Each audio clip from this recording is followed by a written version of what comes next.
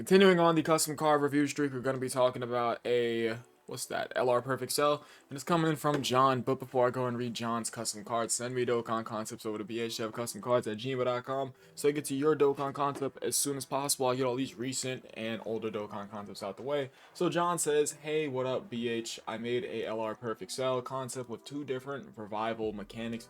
If you have any recommendations on what else I should add, let me know. Absolutely, John. Thank you for sending in your custom card, my guy.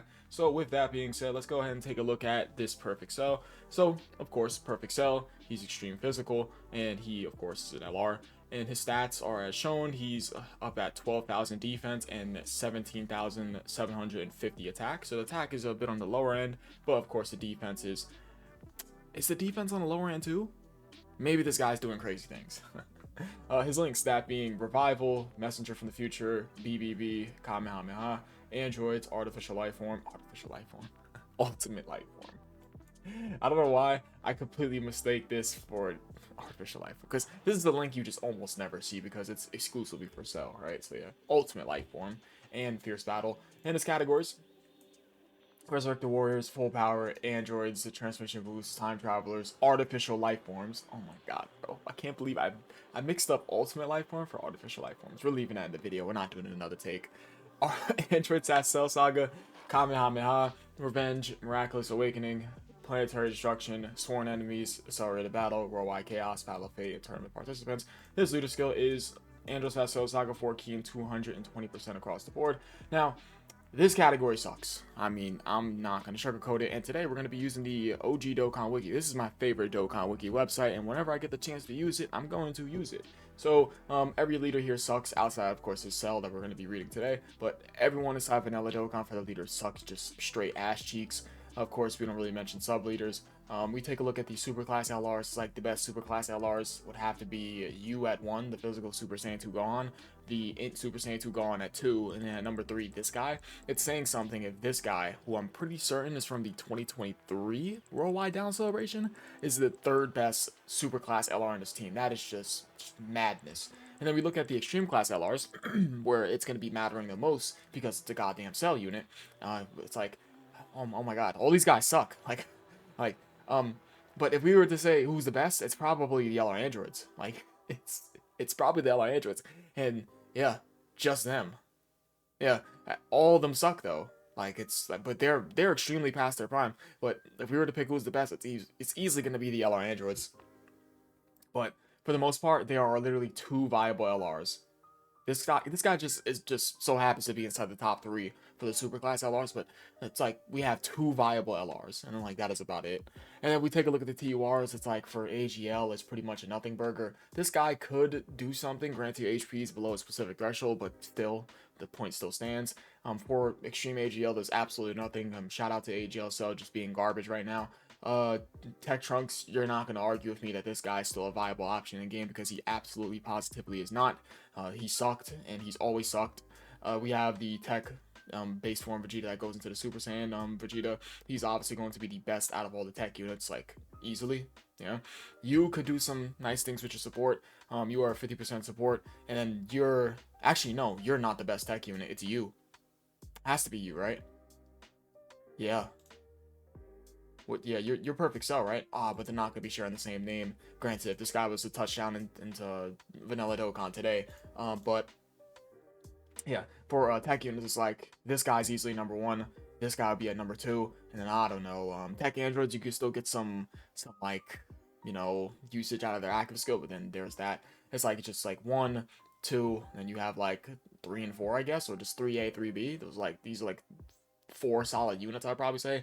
This guy, I mean, you can make something happen with this guy, right? So for Int, let's go and take a look. Yeah, none of you guys, like, all of you guys are just straight ass. You're a TUR to an LR, so I can't really say that you're, you know, I mean, obviously. But, yeah. For Int, it's just you. Right? I remember you being solid, and you are also solid. It's like I remember you being solid, and you being this Int 16. Int 16, the Int Gohan, inside the battle suit thing, the battle armor, and then the Int Future Gohan. It's like these three, and then that's it. The rest of you guys are just straight ass cheeks. Like, this category sucks, bro. This category is so ass, bro. It's like, let's go ahead and just sum it up. The best options on this team, oh my god, they have one of the worst release banner units ever in this SSJ Gohan, the battle armor. Oh my god, straight ass in this category. And then you were solid when you had first came out. The best units on this team, 1 physical Super Saiyan 2 Gohan, that being the LR. 2 the Int LR Gohan Super Easy A. 3 Tech Cell with a Super Easy A. 4 Tech SSJ Vegeta. And then like 5, and like, bro, it's, you can like barely make a full team with this category. This category sucks. And of course, Cell being obviously my favorite character of all time in Dragon Ball. I mean, come on now, this disrespect is just ridiculous. It's egregious. It's just ridiculous. Anyways, the passives, activates interest animation when there is a Kamehameha or androids or Angel's Fast Cell Saga category ally on the team. Upon the character's entry turn, it should very easily be able for you to activate this, considering the fact that he's an Angel's Fast Cell Saga leader. And he launches an additional attack that has a 30% chance of becoming a super attack based on the number of enemies. So it's very accurate to the anime. I like that. 5 or more enemies, he launches an additional attack. 4 or more enemies, or no, it's just 4 enemies. 5 more enemies, he launches an additional attack. 4 enemies, he launches 2 additional attacks. 3 enemies, he launches 3 additional attacks. 2 enemies, he launches 4 additional attacks. And 1 enemy, 5 additional attacks that have a 30% chance to become a super attack? What the fuck? This is great. Because 85% of the fights in Dokkan are literally this. And then I guess 10% of the fights in Dokkan would probably be two or more enemies. And then like the 5% or lower is like this. Pretty much. So this is very nice. Wow. So facing one enemy, which is pretty much 85% of the game, excuse me, he's going to have 5 additional attacks that have a 30% chance to become a super attack. Wow. And he starts out with 200% attack and defense, as well as 5 key, and all allies nullify negative effects. Okay. Very, very strong. And randomly changes key spheres of a certain type to physical exclusive. So he's an orb changer that nullifies all allies' negative effects. When he's attacking, gets 200% attack. For every attack performed, all allies get 30% attack up to 150%, excluding self. Wow. I'm going to assume this guy's a slot 1 unit. Just gonna assume. When this character or an ally attacking the same turn is KO'd before the 4th turn from the character's entry turn, revives with 30% HP recovered. Okay. 30% is kind of low. Maybe you could bump that up to, I don't know, maybe, I think 60 or 70s fair. Before the 4th turn from the character's entry turn. 30 is a bit low. 50. Let's meet in the middle. I think 50. 50 seems fair. 30 is a little bit low for HP recovery. So far, I like what I see. This is visually very unique. I like this. Being accurate to the anime, that's pretty dope. And when this character or an ally attacking the same turn is KO starting from the 4th turn from the character's entry turn, revives with full HP. Oh! And transform into perfect form Cell. Oh. Okay. Okay. So from... Okay, don't change this. This is fine. Keep it at 30%. Okay, so before you get to the 4th turn and onward, you can revive with 30% HP. But you won't be able to go into perfect Cell. But 4th turn and onward, you get full HP and you go into perfect form Cell. Oh, I like that. I really like that. Okay. As the 3rd attacker in the turn, 200% defense, guard, as well as 89% damage. God damn. During the end of the turn, restores 30% HP. Okay. Wow. And his supers, His 12 key, that being the perfect barrier, raises attack, also 30% attack and defense. I don't know why I say raises attack. 30% attack and defense 1 turn. It does colossal damage, of course. And the 18 key, that being Destructo Disc, 50% attack and defense. So he greatly raises. Wait. No. No, okay. So raises allies attack and defense by 30% for 1 turn. And it's not self-excluded. So he's given the entire rotation 30% attack and defense.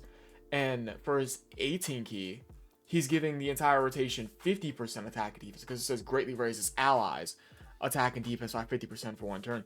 Wow. Okay. He is a strong support type unit. I see how this card is. I see how this card is designed. I get the design for the perfect cell. Okay. So the point of perfect cell is to make it past the 4th turn, so that way you can go on ahead and get this character to revive.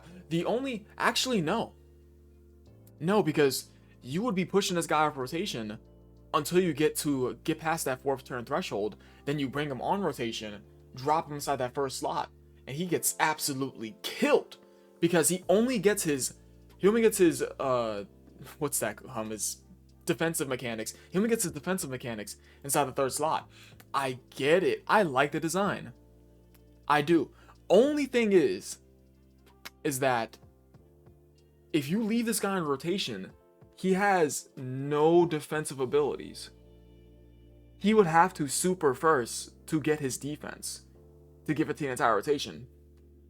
And another thing, right, is that this guy this guy's so unique. So the game plan with this guy is just to make it past the 4th turn. You want to make it past the 4th turn, and if for whatever reason you want to leave him on rotation, he could, of course, he's going to be going up against one enemy. He can launch 5 additional attacks, that each of which that have a 30% chance to become a super attack. He starts out with a moderate amount of attack and defense. He's a great support type unit. He's a orb changer. Wow. He can give up to 150% attack and defense every attack performed. That's, what's that? It's 5 attacks, I think. So he does 5 normal attacks, and he gives the entire rotation 150% attack. And do keep in mind, if any of those normals turn into supers, he's giving support inside of each of his 12 and 18 key super attack effects. So he's supporting in both of his super attack effects. He's supporting up to 150% attack inside his passive to all allies, excluding self. And he's removing negative effects from allies. He's a very strong support. Very strong support. More often than not, if you're going to get those normals, because it's launching an additional attack that's a 30% chance to become a super attack, it's going to be attack support. But yeah, the game plan is to make it past the 4th turn. Just go ahead and have this guy float until the 4th turn is passed. And then have this guy get cooked, because he only gets defensive mechanics inside the 3rd slot. And then you just go ahead and go into perfect form cell. Okay, so perfect form cell. His passive, he starts out with 200% attack and defense at the start of turn. He gets 20% damage reduction, as well as 5 key, 2 key per keystone obtained, as well as foreseeing enemy super attacks, and he's still a physical orb changer. So very, very nice. I like the stuff that he has at the start of turn. And as the first attacker in a turn, he has guard and 50% damage reduction. Okay. And as the second attacker in a turn, he gets 200% attack, launches an additional super attack, as well as having a 70% chance of launching another additional super attack. And as the second or third attacker in a turn after activating active skill, he gets 50% damage reduction. Wow, okay. Just for the rest of the battle, as if he's inside the 1st or 2nd slot. And he launches an additional super attack per physical or rainbow keysphere obtained. So the fucker. Yeah, let's wait. Okay. For every super attack performed, he gets 6% attack and 12% defense. There was a card. Okay, let me not yap. Let me wait till I'm done reading. For every attack received, he gets 12% defense and recovers 3% HP. Wow. When receiving a Ki Blast super attack, recovers 15% HP, and he gets 31% damage reduction temporarily and counters with ferocious power. Oh my god. Excuse me. This guy is super strong. When activating an active skill, recovers 50% HP, and he gets 50% attack for the rest of the battle.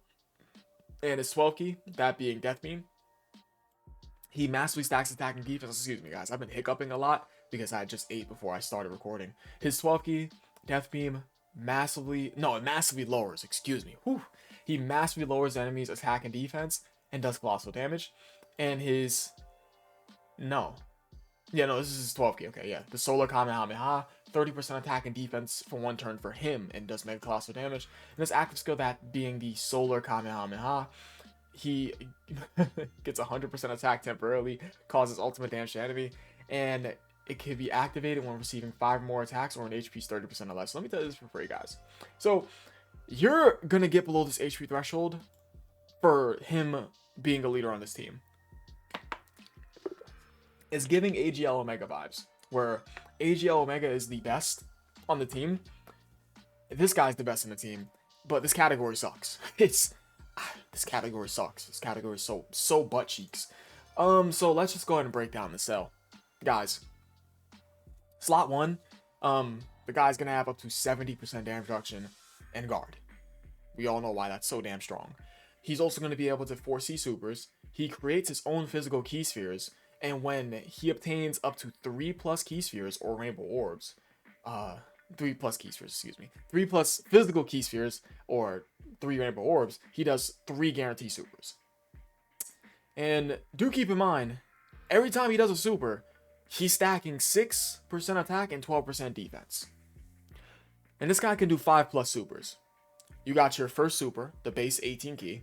You got the 3+ supers from his passive. And then, of course, you have his hidden potential. Okay.